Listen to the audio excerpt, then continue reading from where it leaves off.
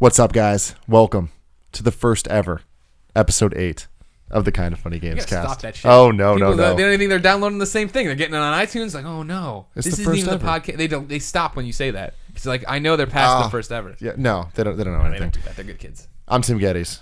Alongside me are the coolest dudes in video games, Colin Moriarty and Greg Miller. We're going to talk about some video games today. It's going Lots to of be video game great. stuff to talk about today. The whole rigmarole that we got to go through right now is I like how you say we gotta. Like I'm putting a gun to your head or something. No, we like have Nick to. is demanding this happens. You don't know the rules of the internet? I don't. Oh, I do. This is one of the rules. You have to do this. In the beginning of a podcast, you have to let people know where they can get it. Okay. Because you guys can get it at kindoffunny.com. You can also get it at youtube.com/kindoffunnygames. Monday through Thursday, topics broken out, all that stuff.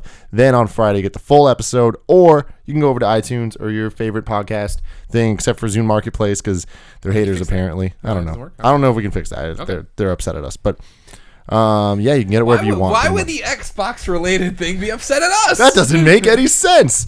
We need an Xbox fanboy.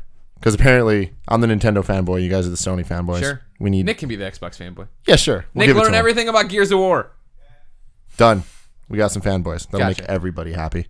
So we're going to get right into it. We got a Patreon topic. Because if you guys want this the show early, you can go to patreon.com/kindoffunnygames and get this thing early. Sure. Or you can do a whole plethora of other things like suggest a topic for this show. And we will do Patreon it. page. Oh, on Patreon. Yeah. This person even suggested they bought it. They're like, here's Well, they 50 bought- bucks. And then they suggested comes it. the topic. Yeah. So Yeah. you can get your topics essentially guaranteed on the show unless they're really Gotcha. racist. Whoa. Then we That's the one- might that's not where do we draw them. the line. We might not do them. All right. So this is from Ben McConnell. He says, Thank you for "Hi your support, guys. Ben. My topic for the show is marketing in the gaming industry." I'm not going to read the grammar issues with this. I'm just going to say it You're not going to do the Greg Miller? in a way that makes sense. No. Okay. So my topic for the show is You're going to marketing. look like an idiot. Yeah, no. My topic of the show is marketing in the gaming industry, and who does the best marketing in the industry. Oh dear. And he's really nice. He's like, I'm going to change my reward tier so someone else can have a shot at the topic for the show. So shout out to you, man. You're a good dude. So he's talking about trailers, and he wants to know how much trailers can make or break a game. They can dominate. I mean, look at Dead Island. Mm-hmm. Dead Island, remember, it's hard now that there's been so many Dead Islands, and we're up to Dead Island 2, which sounds Oh. like there hasn't been that many, but then you realize there's a bunch of fucking spin-offs and other PC things and another episodic deal. Remember when Dead Island debuted, that trailer was unlike any zombie trailer we'd seen in the video game industry. The It was backwards. The backwards one, slow motion, the piano playing over it, intercut with the child being chased and everything else. Like when that came out, that was an IGN exclusive. Ryan Gettys had gotten that from Deep Silver, and it exploded. Like, and I remember when they showed us the rough cut of it. They're like, "Oh, we're negotiating this exclusive. Here's what we have so far," and we all watched. We're like, "Holy shit!" Yeah. If this comes together, I mean, it's already fantastic, and there's drawings for parts of it. Like, if this comes together the way they're working on it, it's going to be amazing. And then we got it. It blew up, right? And that put Dead Island on the map. Now, that said, when we finally played Dead Island, everybody's like, "This is not I'm using a buzzsaw that's electrified, shooting bees at people." You know what I mean? Like, this is not the serious game. But by that point, nobody cared. That thing jump-started the franchise and made people aware of it. You know what I mean? Where it's spread out. And this always goes. I always go back to this with the review discussion of Eric from EDAR at the time when he did it at GDC and said,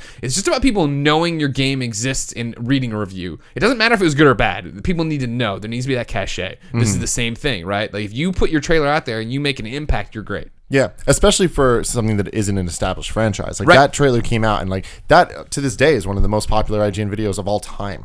Because of, like, they got the exclusive on that. But so many people watched it. And that's the type. Trailers are important because they don't need gameplay. Like, it can just kind of give you an idea of what the game is supposed to be like. Sure. And I feel like a lot of people, even non-gamers, can kind of relate to that. Sure. And latch onto it and share with their friends and all that stuff and build that buzz about this game. So, yeah, Dead Island was a thing before it was a game. Right. That's very, very, very important. Same thing when, like, I yelled out, we need an Xbox fanboy. I yelled out about Gears of War. And you remember the Mad Oh, yeah. World trailer? Like, that played in movie theaters. Even if you weren't a gamer, all of a sudden you had, the Gears of War. That's some kind of Yeah. Xbox game. Interesting. Same thing with Halo. Like, Yeah. and I think that's the movie trailer experience. When you get a game playing footage before a movie, that's the general populace that is seeing this thing. And those theater trailers always feel different. They always feel way more cinematic and way more like You're appealing to a different audience, right? Like, like Colin and I always joke around when we are about our favorite PlayStation trailers that come out of Japan, right? And they're like, now with PlayStation Platinum Trophy support and like all the shit Colin and I nerd out about, but nobody in a movie theater is like, it's got a platinum. What the fuck does that mean? I remember there was a Metroid Other M trailer that played before I tried to say movies and stuff, and it was like live action. It was Samus walking. It was a fucking badass trailer. It's like, oh, great, that game was not that, but man, I remember that being super awesome. Halo 2, the first trailers for that were just insane. Halo 3, holy shit, the Halo 3 trailer was insane with Master Chief just walking like super long, Cortana just giving the speech. Man, like that trailer alone must have sold copies of that game, even though obviously it's Halo, so it's gonna sell anyways. But what about you, Colin? I mean, Gears was the one I was thinking about. I mean, that's my favorite trailer of all time. I think that Gears of War trailer with Mad World was effective and was awesome, and it was important because we have to remember that the context of Gears of War coming out very early in Xbox 360's life cycle, and Xbox 360 was fine, but Xbox was a failure compared to PS2, and it was important for them to come out and shake things up a little bit, be a little more adult, aim at a different kind of audience, and I think they captured it with Gears of War, and that trailer was, I think, not only my favorite trailer, in my opinion, but maybe one of the most, if not the most important trailer that I've ever seen for a game. So just in terms of its artistic value, the revival, the fun combined with Donnie Darko, the complete revival of Tears for Fears fandom, which was funny as hell. It was funny as hell to watch because I've always been into Tears for Fears, and watching people just suddenly love Tears for Fears again was like so weird. And it was because of Donnie Darko and that fucking trailer. I think it was important because that really gears along. Halo was already out, and people enjoyed Halo 1 and 2 on Xbox, but Gears was that first next gen exclusive for them, and so that was an important trailer. But what I'm more into is like, I don't watch many trailers even for games I'm interested in, unless I'm like really really interested in the game. I don't actually ever watch footage of the game because I kind of don't want to. I consume things with more of the written word and screenshots and stuff like that, or art, and then not try to spoil it too much for myself. And what's funny about that is that that's the way we always did it. Before, like, it's so funny, like, that's we're getting how old old. We are. Like even in the PS2 and GameCube and Xbox eras, we really weren't getting this hodgepodge of fucking trailers. It really didn't start until Xbox 360. And so I still kind of consume things in the old way. But some trailer, I really like the Resistance 3 trailer. I'll never forget that Resistance 3 trailer, the first one when they're on the train. It was all live action or whatever. Oh yeah, the horns were playing and stuff like that, like the air sirens. They get you excited, but I think trailers are typically deceptive, and so like it's not worth getting excited over anything a trailer is showing you ever. You know what I mean? And that's like something I try to keep in mind. Dead Island is a great example. That was a seminal trailer, expertly done trailer, and that game was not the trailer. And that's why you got to be a little reluctant. I mean, like, and this is I think maybe the first time on Gamescast ever where I've brought up DC Universe in a serious sense and not just a joke. Like the Blur trailer they did for DC Universe Online. Remember? Blur, get the fuck out. How fucking incredible that was. And now all of a sudden everyone wanted to know about DC Universe Online, and then they went and saw it and they were like, I'm good. Like that's, you know what I mean? Like I loved it, and there's MMO kids who loved it and DC kids who loved it. But like that trailer got it into everybody's head that it's going to be this crazy alternate experience where the heroes can die and da-da-da. And like that got people so stoked for that, right? And like, this is interesting to do this topic. We just, pull back the curtain, just filmed The Order 1886 review discussion, which you can go get on youtube.com/kindoffunnygames. And in that, we were talking about, on Colin and Greg Live earlier in the day, talking about how the hype train goes and why when we're filming this, before the embargo is lifted for the Order review, why everyone's talking about this 5 hours of gameplay YouTube clip that got uploaded, right? And the reason being is because that's all there is to talk about right now, because we can't talk about it because of the embargo, but people have been looking forward to this game since the debut trailer. And I told the story of like, my mainstream friend who doesn't play games and has a life and has a job that isn't connected to this industry texted me when he saw the original Order trailer. He's like, that's the one, man. That's what I'm excited for. And he's like, that's awesome, but like, we don't know anything based on that. Yeah. So that's why, like, when Colin initially wrote, like, hey, I saw this for the first time and it didn't look good, people ripped him apart, right? Because for 6-9 months, they'd been sitting there going, this is it. AAA, PlayStation 4 experience, can't fucking wait. Yeah. And somebody's like, it's not that great. And like, what, fuck you? You know what I mean? Yeah. Like, and that's why now, and it isn't. Nobody understands exactly what's happening. You know what I mean? I'm talking about like right now, like the zeitgeist at the very, very moment we're recording this, is people are so hung up on this one thing because that's all you can talk about, and that is so devastating to hear a game you've been waiting years for is going to take you half a day. Well, and the funny thing about that, we're talking about that first trailer, that E3 2013 trailer of The Order, which is an awesome trailer. Spoiler. I'm going to give you a chance to turn it off. It's not really a spoiler. It's not really a spoiler at all, but I'm going to just give mute you a it. chance. Just mute it for a few seconds. Okay. That scene isn't anywhere in the game. I don't know if you noticed that. Like what they point. showed, Yeah, in that trailer, nowhere in the game. Yeah. So like what as far as I can tell, I don't remember ever seeing them in a carriage, getting out of the carriage with their guns out, with all the Lycan. Like that never happens. So that just goes to show you again why you cannot trust trailers. But see, I'm on a completely opposite side of you when it comes to trailers. Like, I love watching trailers, and I think that it's such an important part of the whole experience of the game. And I prefer it when things like that happen. When it's like it doesn't ruin the game. It doesn't ruin the game. Thing. Here's Plenty something that that feels like the game. Like I remember the Prince of Persia, the second and third one. Their trailers, that shit. A lot of the stuff was not in the game. A lot of the story elements that they showed, that's not how the story went. And I enjoyed that because it's like, oh, this trailer looks cool and it intrigues me. But then I'm getting a completely different experience. It's like when you watch a movie and it's like, great, unless it's a Fast and Furious movie, this trailer just ruined everything because nothing can ruin a Fast and Furious movie. But yeah, with the games, like I enjoy that. Like that to me, that sounds great. That is not in the game. To me, it's disappointing because I was actually waiting for that scene. Like that was an awesome scene. Like when did they get? And there's a scene when they're in a carriage, and I'm like, oh, it's gonna happen here or whatever, and like shit's gonna go off, and it just never happened. To me, I always find that weird because we're getting excited about a world, but not getting excited about what we're going to get. And I think that sometimes in movies you see like deleted clips that don't end up in the movie, but they're made to be in the movie. No one's making movie trailers or are often making movie trailers where nothing is in the fucking movie. You know what I mean? It's like, that's just weird. That's a weird precedent, I think, to set just for games where it's like, well, it's not in the game. And that's good. Yeah. I'm like, I don't know. I mean, I got excited seeing The Order because I was like, oh, this looks dark as hell. And I actually don't remember as many scenes as dark as that trailer in the entire game. Yeah. You know? So like, I think it's so, I don't want to say it's deceptive in that sense, but because maybe that was in the game, maybe they cut it, but it's just that's why I don't get too hyped about trailers. I get hyped about gameplay, and I watch gameplay, and that's why it was cool when we saw Uncharted 4 at PSX. It's like, okay, this is the game, and now you know that this is in the game, and this is at least the way the game's going to look. Yeah. And I think that is much more valuable than the marketing hype that is the trailer. That is just designed like you have to be confident enough to show your game. Sure. You know? That's always a great sign. I feel like there's an art to marketing. And again, this is me very like YouTube minded and always thinking about this stuff. But like I love when someone's good at marketing and like good at selling their thing, I fucking love that. And just creating a video. Like I love the idea of creating a video with the intent of it going viral and the intent of people enjoying the video. And that's why a lot of times with gameplay stuff, I almost don't want gameplay. Like if it's a gameplay trailer, sure, I want that. But like I love launch trailers.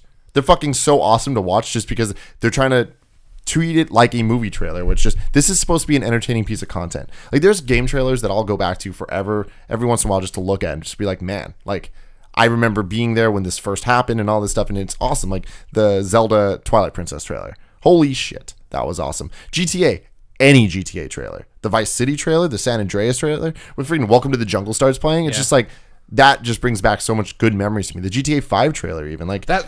Part of his question was who does it best, and I totally lobby that Rockstar. I don't even think there's a question. I mean, there. like, and granted, it's easy, right? I mean, if somebody walked in and was like, "Hey, you guys need to market GTA 6," we could probably get people to watch it. But just the way they do it and make events out of like tomorrow at 10 a.m. we're debuting our trailer. You know what I mean? They have it, and then they in the way the trailers are cut. You know what I mean? Like the way that debut GTA trailer was cut with a VO and this from Michael and everything. I was like, yes. I mean, with Rockstar specifically, it goes further because it's not just the trailers. Like they got marketing down. Period. Yeah. Like every bus has a freaking GTA thing on it. And, like, you go to E3 and the Figaro has all that the stuff. paint, and it's like, money goes a long way when it comes to that stuff. And GTA has money, but it's like, why does GTA have money? It's like a circle thing where it's just like they market their games well, which gets them more money, which allows them to market even better, which gets them even more money. Yeah. But what you're saying is so right, where it's like, despite all of that, like no matter how much money you have, like that doesn't make a good trailer. Right. And they have the money and make a good trailer, so it's like, and have a great game. So they have just the perfect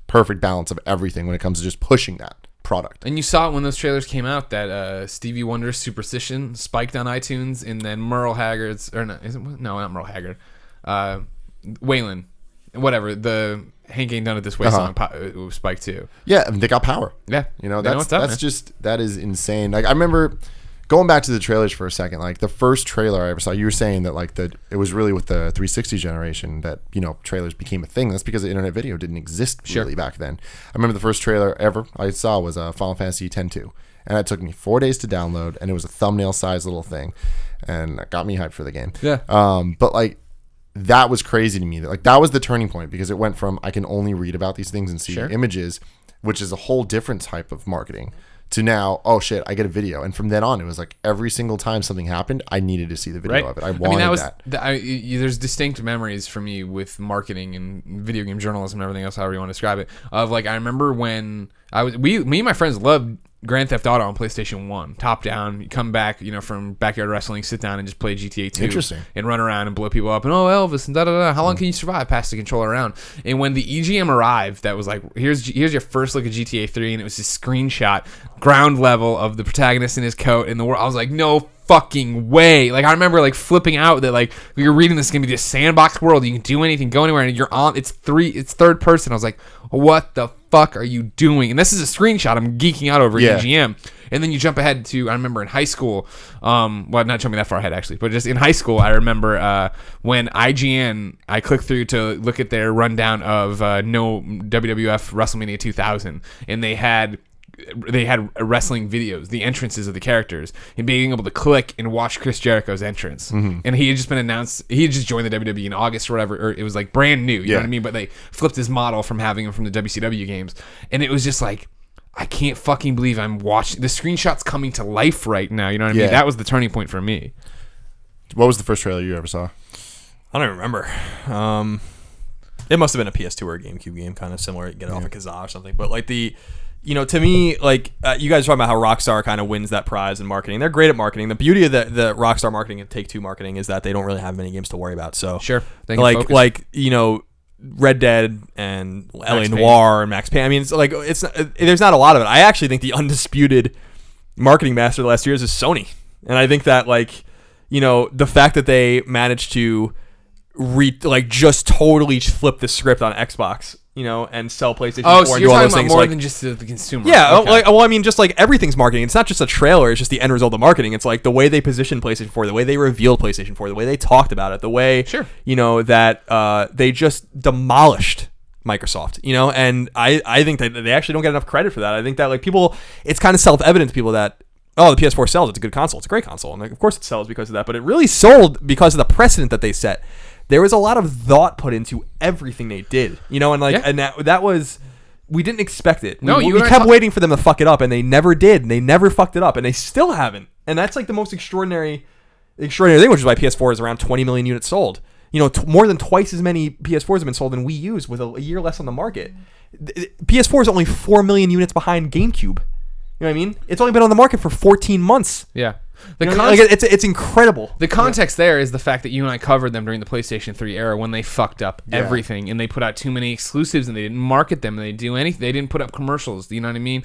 And so they weren't speaking to their audience. And then when they went to PlayStation 4 and they said, okay, we're about the gamers, for the gamers, developers bring your thing, that was a huge turning point them in terms of that. But then still now, for as far as front-facing, consumer-facing, mainstream-facing, that's where they still struggle, I think. I disagree with that, too, because I think that they've been smart enough to not promote their exclusives because they don't want to and they don't have to. I think that they hook it to Destiny. Yeah, like Destiny and NBA 2K, they're like more prone to advertise another studio's games just to get PlayStation out there. I think that I think it's brilliant because the old Sony would have had the Order 1886 ads all over the goddamn place, but they don't, and they have like a commercial, you know? Meanwhile, like they have entire minute spots that they'll play during football games that are NBA 2K and Destiny, which are games you can buy on anything. That's a good point. Yeah. You know what I mean? And so I think that, like, I actually think that they've kind of identified, like, let's save our money for Uncharted. We don't really need to do that right now for The Order or Bloodborne. I don't think endemic advertising is going to help those games sell. Bloodborne is going to sell by itself. Bloodborne, and The Order is going to do what it does. I saw Michael Pachter talking about how he thinks it'll sell 5 million copies. I think that's crazy. I think that's insane, but I don't. Maybe it does. I mean, that would be insane. That would be 1/4 of the PlayStation 4 audience, but they're hungry, you know? Yeah. But nonetheless, I think that Sony is the undisputed master of marketing right now because they're playing the long game. It's not about like the final trailer. It's not about the launch trailer. It's not about that one day thing. It's been 2 years of consistency after just an abysmal, showing for years until the Forever. PS3 Slim really came out. Yeah. From PS3 launch to. But even then, to, the damage was done. You couldn't like turn it around as far as public. So I think that they're doing a great job. That's true. That's very true. I feel like I've always been a Sony guy. Like I'm a Nintendo guy, obviously, but besides that, like when it comes to the real consoles, I've always been a Sony dude, and like I've PS1, PS2, and PS3 because of Metal Gear and a couple of like Final Fantasy games I cared about, which Final Fantasy eventually came to Xbox. You know what I mean. Anyways, so the PS4 was the first time that there was the question of which one am I going with, PS4 or Xbox One. It wasn't really a question. It's like I want to play Uncharted, so I'm going to get a fucking PS4. One of my best friends, Alfredo, is a Xbox guy. He's an Xbot, we call him. Completely. And he loves it, and he's very happy with his Xbox One and all that stuff. But for me, there was the question of I was like, I still don't want any. Like I like Halo, but like I'm not going to buy it. You don't love Halo. And it was the PS4 reveal event that completely won me over. And now there's a PSX and there's all this stuff. The fact that Sony like takes its marketing that way is so important to me. Like just because like they obviously give a fuck. And going back to the trailers and stuff, like I was saying, like I get really emotionally invested in trailers. And when the opening video of the PS4 launch event where like everything goes dark and then just starts off and like the P. And then it was nothing. It goes black. Yeah. That trailer, oh my god, I downloaded it. I watched this shit all the fucking time. It just gets me so hyped. It was like together, we ran, we played, we jumped. I'm like, oh my god. I mean, that's what I talk about all the time with PlayStation 4 and covering it from PS3 to PS4. That especially that switch, right? Is that they took the advice. They never took Connor's advice for the longest time. And I was on, in USA Today and stuff talking about what they should do. And like, not that I'm saying they did what I thought they should do, which they never ever do, which was instead of trying to get bigger, turn around and focus on who you have. Yeah. And you have hardcore fucking gamers who love this shit. You know to me, that was the moment that they did what Nintendo always had, which was, hey, we have a legacy. Like we have people that have grown up with PlayStation now. They're no longer just the new console. They are PlayStation is a brand that people get goosebumps over. That people, you can like get these nostalgic feelings out of people in the same way you could for Nintendo. And like that event to me was like, okay, sold. Like bought the PS4 as soon as it came out, and I'm like, I need this. And then they put out the 20th anniversary edition. They put what out they're doing. merch. They put out this. They have the PlayStation experience. They get it. They get it now. It's amazing how they've turned it around. Although we have to give it up. We have to give it to Microsoft for letting them do that because it was Microsoft's race to lose, and they just totally fucked it up. Like I had never seen anything like it. Like no matter how well Sony did, Microsoft just needed to do well. Yeah. And they just killed themselves. They just killed themselves. I'll never forget that. Now they're trying. They're back on track. No, they are, but it's because of different leadership and stuff like that. Yeah. I mean, obviously Don Matrick was just not the right man for that job, and like and now he's over at Zynga, and Zynga's tanking too. But the whole like one of my favorite YouTube videos of all time. Not that I have a deep understanding of the YouTube ecosystem or anything like that, but one of my favorite YouTube videos is the Video Gamer. Video Gamer does these awesome like spoofs of press conferences, and they did a really good one with Sony. Remember Drive Club when they guys obsessing over the leather of the car and shit like that. And they did one where it was just like they just got all of the mentions of TV, sports, and Call of Duty and just put it into one like reel, and it's just so fun. It's all they fucking talked about. Yeah, sports, TV, sports, TV, connect, TV. It's like, and everyone. I remember watching that live and being like, what are you doing? You know what I mean? Like, oh my god. And then at E3 they kind of screwed it up again, and it wasn't until this last year that they kind of regained it with new leadership, and they get it more now. But man, for as well as Sony did, you have to give it to Microsoft. They totally dropped the ball. Like they totally got picked off, and I will give it to Microsoft though that their TV commercials are on point. Like their marketing to the general consumer, they know what the fuck they're doing, and it's like you can't watch a TV show without seeing some type of Xbox commercial coming on. Sure. And like so they're definitely they're doing a great job of making all the normal people that aren't like going IGN every day and doing all this stuff understanding Xbox. Like if I were just to ask somebody who's winning Xbox or PS4, I think the general person would think Xbox if they're not a gamer. Yeah, they're in the Xbox is still in the consciousness, and they're still doing great. I mean, perspective and context is always important. We always talk about that. If you take PS4 and Xbox One, combine them in their numbers, they're doing 60% better than PS3 and Xbox 360 did in their respective first years on the market. So that's an incredible number. That means that just generally console gaming is healthy, and both console manufacturers are doing well, But PS4 is still hardly beating Xbox One, but Xbox One is selling better than Xbox 360 did at this point in its life cycle, and that's all they could hope for. It's just I wrote a story about that on IGN a while ago, about like kind of pump your brakes a little bit. Like PS4 is doing great; it's an historic success. But Xbox One is actually the third fastest selling console of all time. It's just that PS4 is the first best selling console of all time at that point. I think they actually fell behind Wii now. So like context is important. They're both doing great. And if they both do great, competition is good for the end consumer. And frankly, Xbox has way more exclusives coming out, and which is weird. And State of Decay. more promising exclusives that are announced. But Sony hasn't announced anything yet, so we'll see. We'll see how that all goes. Well, there you go.